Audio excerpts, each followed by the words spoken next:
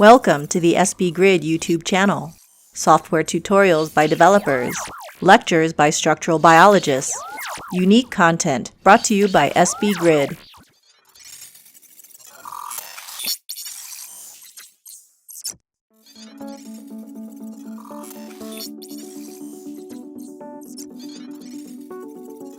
Hi, everybody. Welcome to the SBGrid University of Wollongong, University of Otago webinar series that is focused on CryoEM and microED.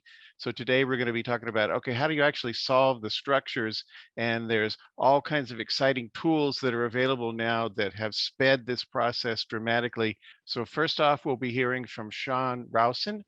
So he's a CryoEM computational specialist who works at Harvard Medical School, and he'll be speaking on effective on-the-fly downstream processing of CryoEM data.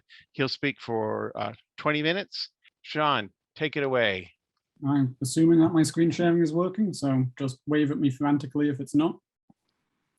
Okay, so I'm really happy to talk here today about this topic. Originally, when I was asked to give this talk, the topic I was given was CryoEM computing, which is, extremely broad.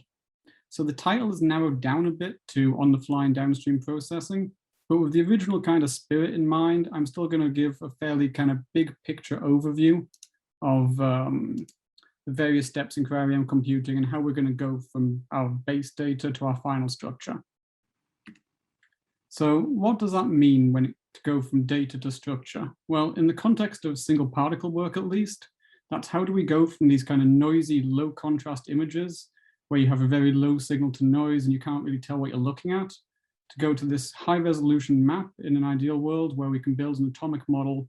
And then if all things are good, how we go from that atomic model to extract out some real biological information. Because at the end of the day, that's really what we're after. Now, this is a little overview I put together many years ago, I guess, for my PhD thesis, just detailing some of the types of steps that you might take to go from a noisy micrograph to a structure which looks like this. And what I really want you to take from this is that there are quite a lot of steps in this pipeline, and that many of them, or essentially every single step in this pipeline, has a lot of different options for how you can choose to do it. There are lots of different software packages which you can choose to use for every one of these steps. And then within each of those packages, there are a lot of different options that you can tune. But at the end of the day, this is a lot of the time a fairly stepwise protocol. So you can think, maybe we can automate or minimize some of these steps and take these out of the hands of the researchers who are interested in biology and do them in a more automated fashion through some kind of pipeline. And this is kind of where the first half of this talk will go, which is this idea of a processing pipeline to minimize your time to your structure and to make sure that you can get your information you're interested in as quickly as possible. So to do that, we want to automate everything that we can safely automate. And at the same time, while we're doing that, we need to keep track of what we've done, where the data has been, where it's going, and also any metadata which is generated during this process. Now, in an ideal world, you also want to run this kind of in line with your data collection. So you can, at the same time that you're processing your data, you can also keep track of how the microscope is performing, which will tell you any sort of red flags in your data collection, and hopefully alert somebody who can fix it before you waste too much time. Now, this is not a particularly new idea. There's lots of different packages over the years that have evolved that can deal with this. One of the earlier ones was this package called Scipion from Jose Maria del Treven in Spain. And this is a Swiss Army knife of a tool. This was built to bridge the fact that there are all of these different packages for every single step of the pipeline. So it brings them together all into one umbrella and allows them to be interoperable. So the output from any given package can be fed into any other package regardless of developer. And that makes it extremely powerful for complicated workflows where you're maybe transitioning from one package to another, which would be very difficult. That power comes at a cost of complexity. This really is a Swiss Army knife where you can do more or less anything, but it does get fairly complex fairly quickly. Now, these kind of ideas have been taken by a lot of different groups. For example, Stefan Rausner's group in Germany developed a package called Transfire, which is a really nice kind of wrapper tool for automation of, again, data to structure.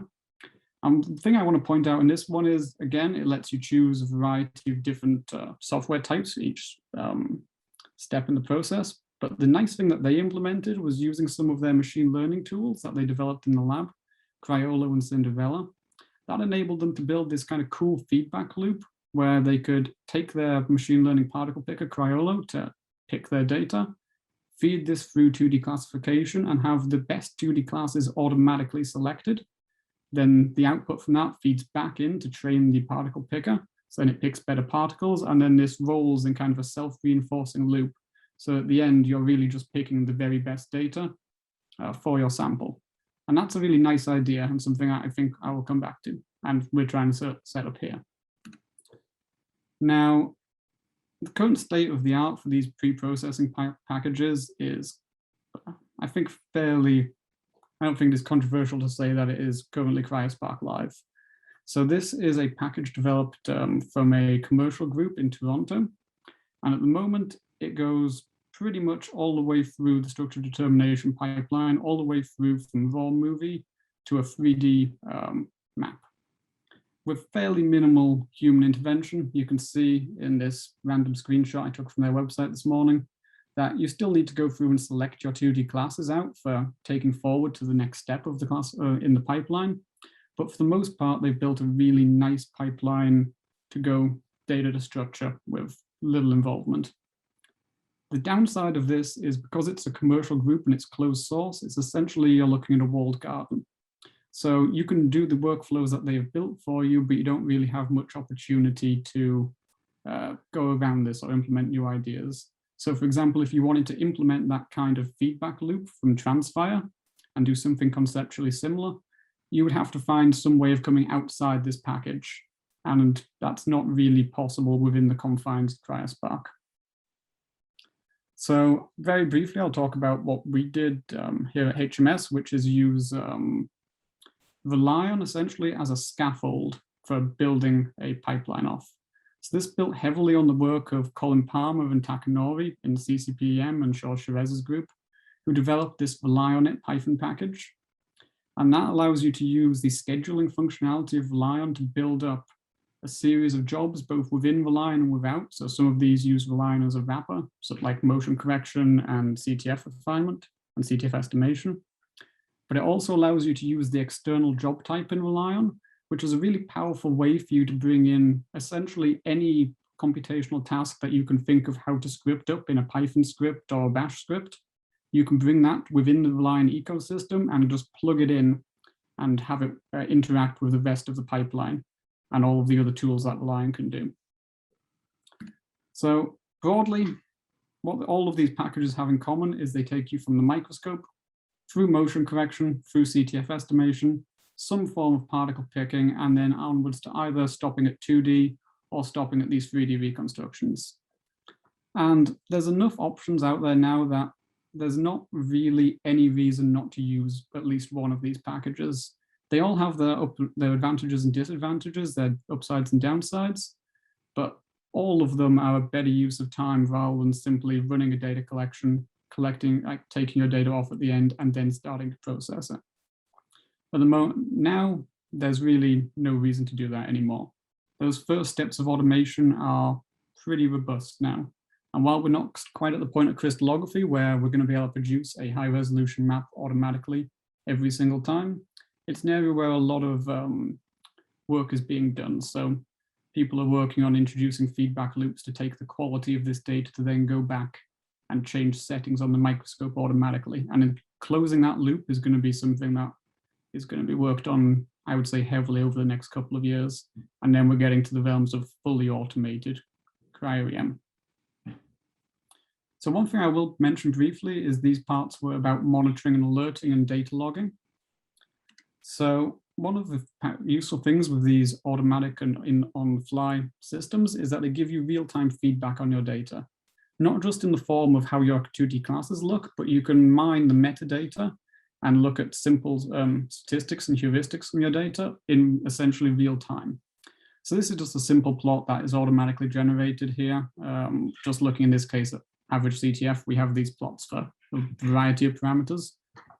And what you can see is that for the most part, data collection proceeds pretty smoothly. You get minor fluctuations depending hole to hole, square to square, but then occasionally you'll get these large spikes. And most of the time, these large spikes are nothing to worry about. You can see it's pretty sharp, it comes straight back down. And in that scenario, likely it was just the user collected a bad hole. Maybe there was an ice crystal, or maybe the hole was empty. But sometimes you'll see kind of longer, prolonged plateaus of areas where something has clearly gone wrong. And you want to get that information out to the user and the facility staff as quickly as possible so that they can go look to see what's wrong with the microscope and hopefully fix things rather than wasting expensive microscope time. Because unfortunately, these instruments are still touchy at times and they can't be guaranteed to run problem-free for 16, 18 hours or 2 or 3 days at a time. At the same time, we want to collect information in the longer term in the aggregate, so that as a CryoEM facility, we can kind of see what our users are doing, which instruments they're favoring, if one particular instrument is routinely collecting better data than another, or if for some reason a particular affiliation, like one of the hospitals that is affiliated, is only using one instrument. We can look into that. We can also plot longer trends over time, so we can see if one microscope is steadily getting worse, which might indicate there's some kind of mechanical fault, or in one instance, we noticed that over the course of a week, one of our microscopes' drift was much higher than our average, and it turns out that the air table was broken. So it lets you see things that maybe you don't see in a single data set basis, but you can see when you look at it from a bigger picture view. So it's important that you keep and collect all of these things. Now, moving to the second part, which is downstream processing. In an ideal world, we'd be able to start a data collection on a microscope, press a button in one of these automated packages, and at the end, we would get our beautiful atomic structure where we have 2 angstrom density and that we've got an automatic model pre-built for us, or at least pre-built for us by AlphaFold that we can dock into there. Now, in reality, this doesn't happen that often. So even in fairly simple cases like this workflow that we did a couple of years ago on the BAM structure, even in this relatively simple classification workflow, still I had to change packages midway through in order to actually find the correct set of particles. Correct set is the wrong word. The optimum set of particles for this project. And as you get to increasingly complicated samples, often your processing workflow is going to get increasingly complicated. Unfortunately, not every protein is apoferritin, as much as sometimes I wish it was.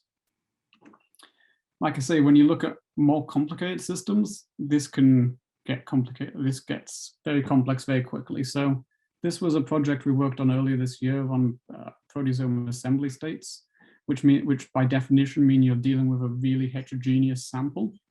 So for this project, we took a single data collection and we end up with 8 different sub-6 angstrom structures. And you need a range of approaches to deal with that. So dealing with shifts between very different disparate populations, then you want to leverage the power of something like multi-model refinement in CryoSpark, where you can feed it these input structures and then use a guided classification to quickly split your data. But then if you're looking at very small changes and you're looking at subtle differences within those populations, then you're going to want to go back out into Relion, for example, where you can do this type masking and then subtracted focus classification to identify subtle shifts between these populations.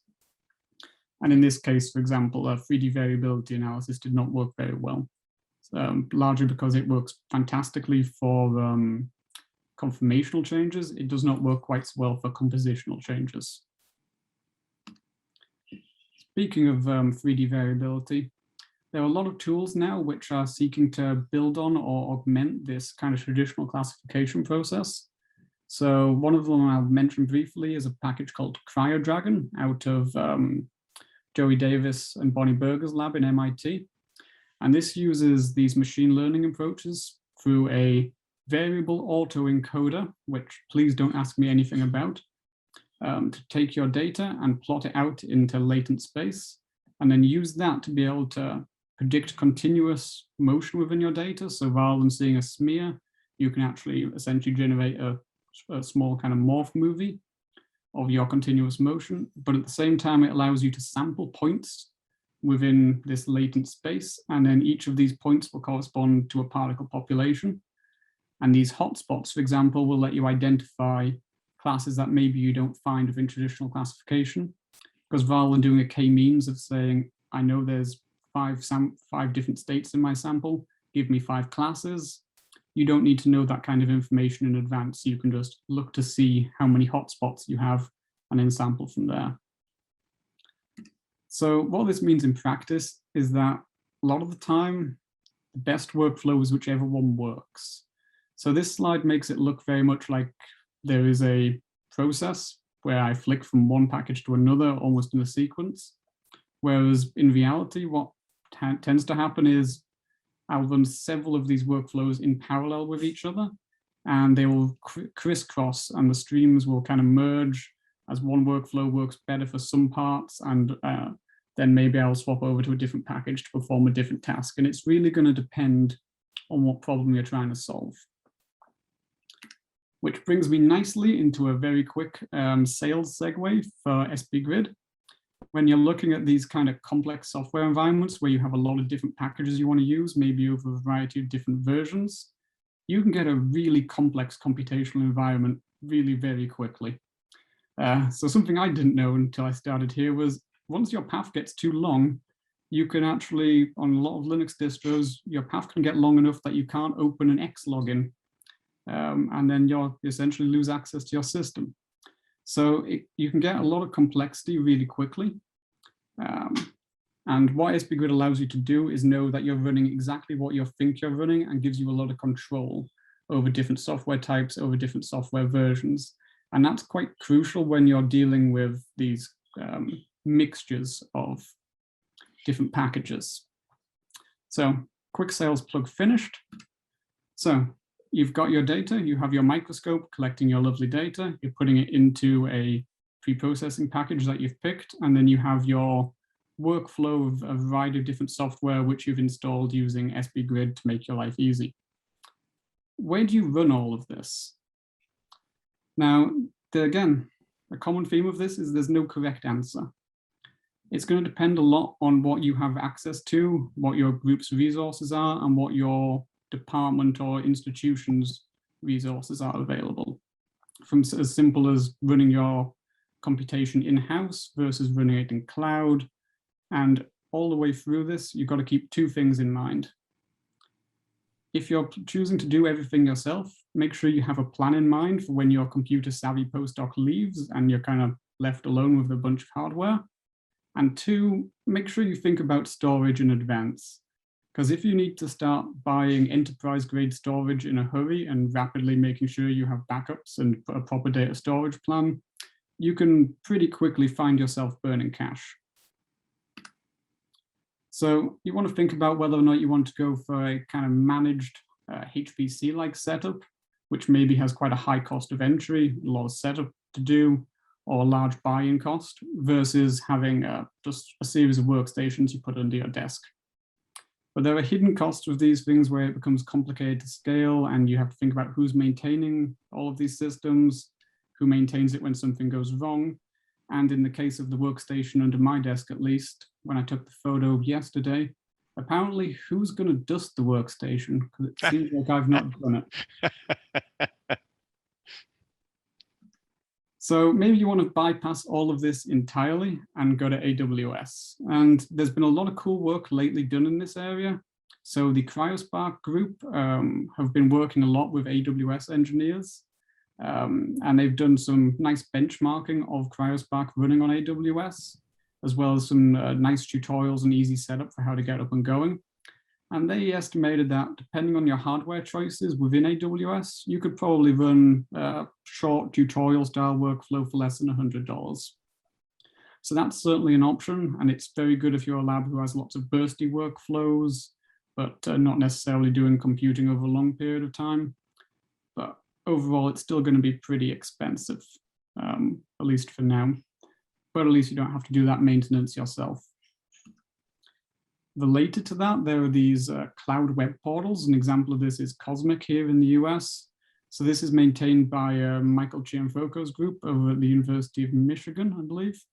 And essentially it acts as a web portal through to San Diego supercomputing, which allows you to run your CryoEM processing in the cloud without any of the actual spinning up a cloud instance yourself. You essentially interact with it through a web browser entirely. And that's really nice. It gives you access to resources you wouldn't otherwise have. I should check to see if they're actually available in New Zealand. But at the cost that you lose essentially any control. Everything from the point where you put your data in is more or less a black box to you. So just to kind of sum things up, the theme of this has been, I think broadly, there's no one way to skin a cat. Every single stage in the process, from how you collect your data to how you pre-process it automatically to how you process it downstream, unfortunately, it's really going to depend on your biological sample. I would say currently probably the best overall package for simple structures at least, or things where you're kind of churning them out, is probably CryoSpark. It's the fastest and they're doing a lot of great development, but it really is going to depend on the question you're trying to answer. And just as a tie-in for the next speaker, when we're thinking about how we're processing our data, and particularly how we're automating that data processing, we're going to have to think about how we want to incorporate information from these machine learning workflows like AlphaFold, how we want to use that as a resource for us, rather than worrying about how it's going to replace us, because it's going to let us ask a lot of questions and do a lot of things that we couldn't previously. So finally, I'd just like to thank everybody in the Harvard CryoEM Center, shown in this lovely remote data collection photo, and also all of the staff at SBGrid who keep all of the software running and also all of my hardware running. And with that, I will stop now and I will take questions, I guess, after Tom has given his talk. Thanks. Okay, so we've got questions lined up for you guys to start to answer, and then I want to encourage folks in the audience to please submit your questions, and also please read over the questions and vote the ones that you'd like to hear answered up, and we'll get started right away. We've got about 10, 11 minutes, and so I'll read the first few and see how that goes. So I see we've got one triple upvoted question from Yan Shang Ming. Is it possible to align the structure with the density automatically rather than dragging it by hand? Do you have to do that hand dragging thing? I apologize for that. It should be a very simplistic way to do that is to just look at the shape of the atomic model and the shape of the density and automatically place it. There's a tool in Chimera X called Segger that does that based on segmentation of the density, but there's not one in Chimera X to do it in right now. And I really should add it because that's a really tedious step to drag it by hand. Was that something you would end up doing? I implemented all of these CryoEM map fitting and map manipulation things in Chimera X. So I am to blame for all its deficiencies too. Very cool. So that currently is implemented in Phoenix, by the way. There is a Phoenix doc AlphaFold into map function, which will do it automatically. Okay. It would probably, I imagine there's nothing specific about AlphaFold there. It could dock, or at least these methods often can dock any atomic model into a map and get an initially good position. Makes sense. All right, Tom, this next question is for you. It's from Gokhan Tolun, who wants to say hello to you. Thank you for the presentation. He wants to ask you how much more time do you think it'll take for Chimera X to be feature complete, quote, in the GUI as compared to Chimera? Are you planning to implement a renderer like Tachyon L OpX and VMD that does ray tracing and fancy figures for covers, media releases, etc.? Or an interface for using available renderers like Point of View Ray and Chimera, or POV Ray and Chimera? Thanks for Chimera and Chimera X. Yeah, Gokhan is one of our long-term users who often has really great suggestions. We want people to use Chimera X now, and we think that for most purposes, it's a much better program to use than our older program, Chimera, now. And it is true that there are some capabilities in Chimera that are not yet in Chimera X. And some of those are listed on the Chimera X website if you're concerned about those. but we think it's ready now. We're about to have the 1.3 release of Chimera X later this month, which will have a bunch of new features. And there are many features in Chimera X that our older program Chimera doesn't currently have. Regarding the nice ray traced rendering, we don't have any ray tracing capabilities, but the ambient occlusion lighting that you get in Chimera X that casts nice shadows and makes the thing look very three-dimensional, and the other effects like outlining, black outlines called silhouette edges, we think these things make really excellent publication images, and that the ray tracing methods, I guess I would say, I do most of the work on our graphics. I would say I'm not convinced that the ray tracing adds much. It's very difficult to implement, and I'm not sure it increases the quality of the figures. So talk to me offline about that if you differ, your opinion differs on that. Okie doke. Now we've got a question from Sarah Piper. Sarah asks, is there a way to curate a data set for a predicted structure? That is to only include one confirmation slash search for one confirmation state. For example, only the open state and not the closed state, or to tell Chimera X to only select from a particular database subset. I'm like very curious about this, and I haven't run a test, but I think it should be very possible. And I think AlphaFold can take structure templates. And when you run it from Chimera X on Google Colab, it doesn't use any structures as templates. It just uses that deep multiple sequence alignment, but it can take structure templates. So if you run it yourself on your own installed AlphaFold, you can point it to structure templates.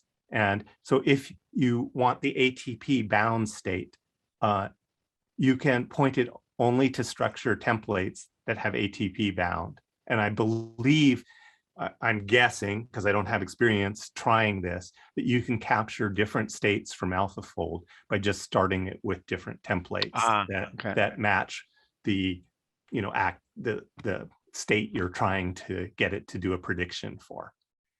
Of course, that relies on you already having some structures, but from homologs at least, that are in the state that you're looking for. Very cool. Okay, we're zipping through these, and this next one is for Shaun. It's interesting in the Q&A panel, they're rivals that are going up and down and up and down. So now we've got a question from Peter Mace here in New Zealand. Thanks, Shaun. Is there anything on the horizon for more seamless transfer between major packages, particularly CryoSpark and Relion? Things like CryoSpark 2-star can be tricky in a shared computing environment. Obviously, all the environments are different, but any general tips? So particularly for CryoSpark to Relion, unfortunately, CSpark to Star is currently the standard for this. In more general terms, there are lots of different groups who are working on this as a problem. I guess the first one who really kind of delved into this was the Scipion group. They make everything interoperable across the package. But you also have groups like CryoEM, but they're dealing more on the back end towards the model building side. So to answer your question, there are people working on it, but for the CryoSpark and Relion, CSpark to Star is currently the best we have. Okay, I think this one's also for you. It's from Narasimha Kumar. Good presentation. The CTF spike graph you showed, how was it generated? What tool did you use? That's in a tool called Splunk, and that's used mostly for kind of IT enterprise groups. So the reason we used it is I'm embedded in an IT group, so we already had a license kind of lying around that we use for monitoring the servers and a bunch of other infrastructure. So, Splunk? Splunk, yeah. Is that a standalone application, or is it a command within another application? It's a standalone application, so it's essentially a log parser. So all we do is I scrape various information out of Relion, send it into this log parser, and then the log parser can do whatever I tell it to with the information. In this case, make a graph. Cool. Okie doke. Now we got one from Mitchell Goose. Mitchell, hello. Thanks very much for your very nice presentations. Given the rapid evolution of new software, access to raw data will be important in the future for structure redo or improvement. What's the current state of raw data deposition and availability? That's probably either one of you guys. Essentially, for what Piotr too. data deposition I think is, Shaun, is Empire is the current state. And where that comes in terms of the literature is Empire takes a lot of raw data.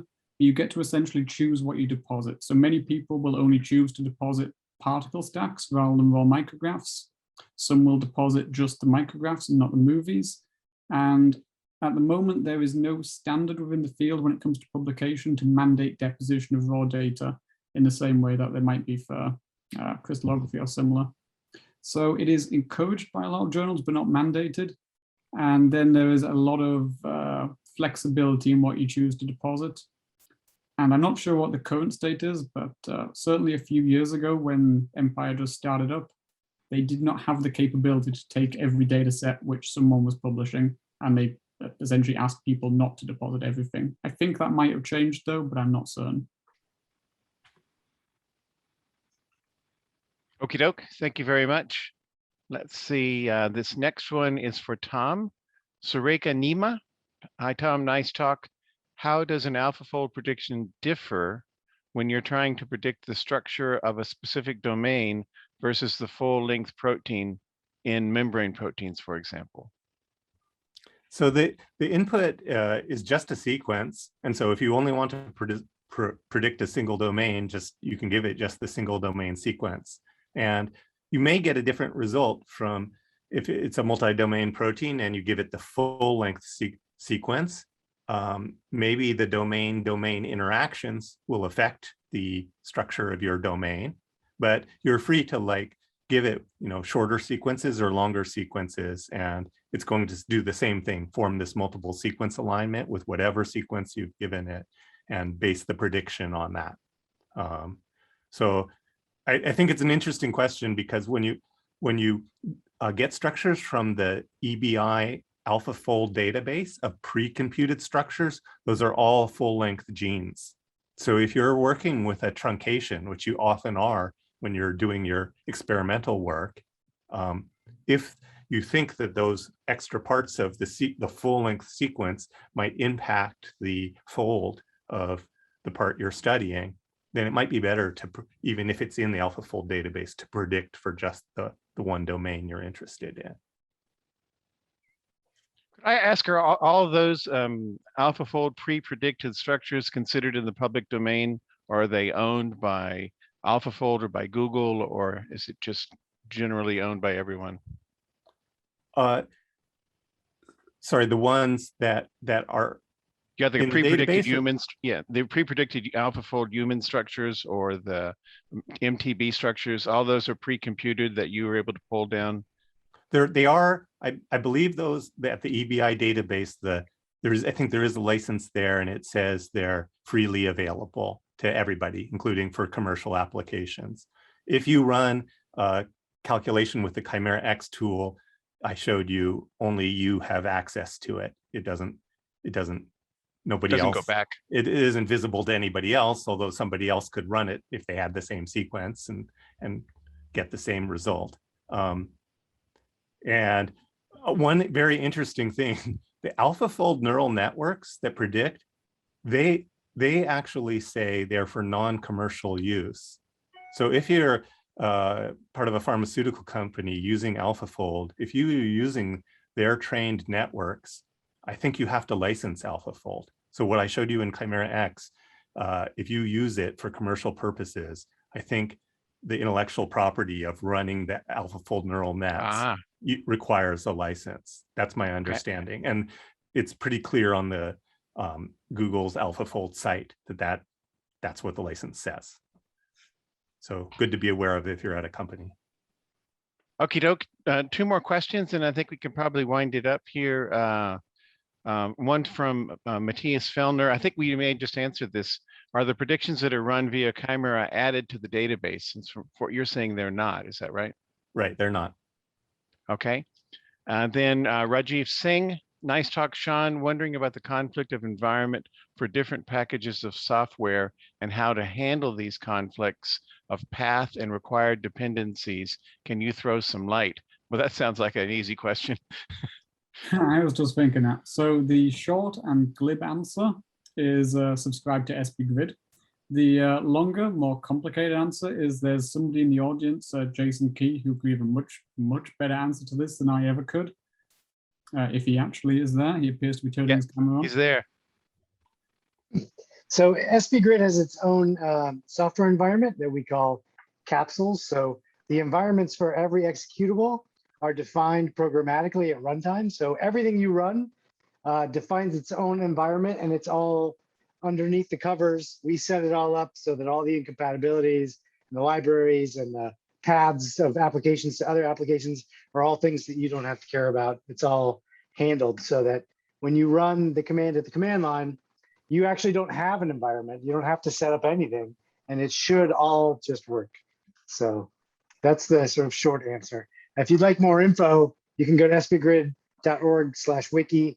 There's a link for SBGrid capsule environment. It's all there. So, and I'm happy to discuss more offline. And I can support that 100% as a non-computer sophisticated user. It works. I love SBGrid, and the fact that it works, and it's really cool. I really appreciate that. All right, guys, I think we have to wind it up here today. I just want to point out that next week, November 17th, our 4th webinar, we've got Tamir Gonen, the inventor of microED, who's here to talk to us about microED. So that's going to be a very exciting webinar that you won't want to miss, particularly since Tamir's from here. He's a Kiwi, so that's will be an exciting talk. And then following, James Bauer, who's from University of Wollongong, will be talking to us about regional cryo-EM infrastructure in Australia. Thanks for joining us today. Great talks. Thanks, Shaun. Thanks, Tom. Really appreciate your time and appreciate your insights. Hope that we can keep in touch and hope that we can see you guys next week. Enjoy the rest of your day.